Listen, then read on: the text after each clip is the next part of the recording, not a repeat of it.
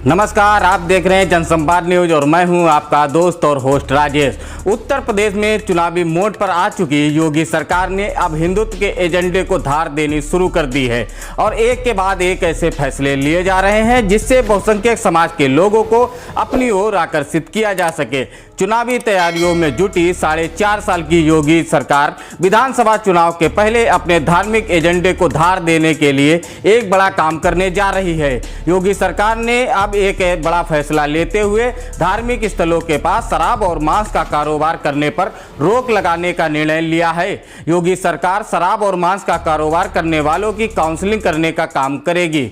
फिलहाल इसकी शुरुआत भगवान श्री कृष्ण की नगरी मथुरा से की जाने वाली है, जहां आसपास के क्षेत्रों जैसे वृंदावन, गोवर्धन, नंदगांव, बरसाना, गोकुल, महावन और बलदेव में जल्द ही मांस और शराब की बिक्री बंद कर इन कार्यों में लगे लोगों को अन्य व्यवसायों में पुनर्वासित किया जाएगा। सीएम योगी आदित्यनाथ ने स्वयं मथुरा में इस बात की घोषणा की है।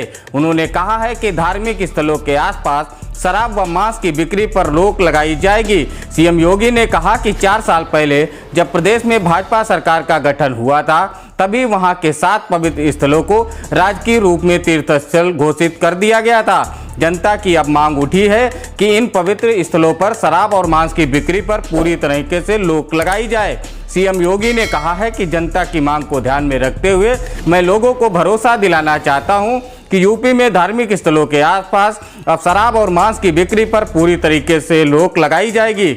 योगी सरकार की मंशा है कि ऐसे धार्मिक स्थलों वाले शहरों में मांस मदिरा पर रोक लगे जहां पर लोगों की आस्थाएं जुड़ी हुई हैं। इसलिए शासन चाहता है कि इस व्यवसाय से जुड़े लोगों को दूसरे व्यवसाय में लगाया जाना चाहिए।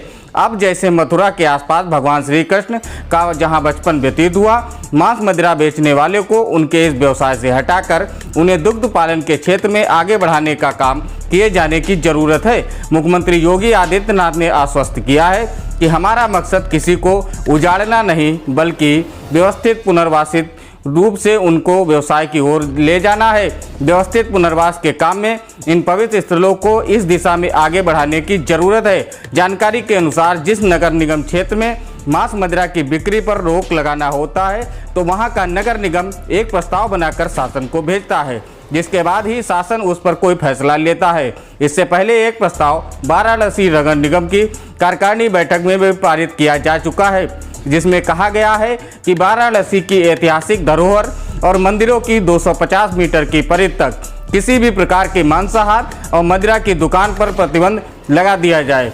उत्तर प्रदेश समेत कई राज्यों में धार्मिक स्थलों के आसपास मांस और मदिरा के प्रयोग पर पूरी तरीके से रोक लगी हुई है। मध्य प्रदेश, महाराष्ट्र, उत्तराखंड आदि राज्यों में मंदिरों के आसपास भी मांस मदिरा की बिक्री पर पूरी तरीके से रोक लगाई जा चुकी है। अभी कुछ महीनों पहले उच्च न्यायालय में एक याचिका दाखिल की गई थी, जिसमें वाराणसी के विश्वनाथ मंदिर के आसपास मांस और मदिरा की बिक्री पर रोक लगाने की मांग की गई थी, लेकिन न्यायालय ने उस याचिका को खारिज कर दिया था। योगी सरकार के द्वारा धार्मिक स्थलों के आसपास मांस व शराब की बिक्री पर रोक लगाए जाने के फैसले की जमकर सराहना की जा रही है और यूपी की जनता योगी सरकार के इस फैसले को एक बहुत ही अच्छा कदम बता रही है।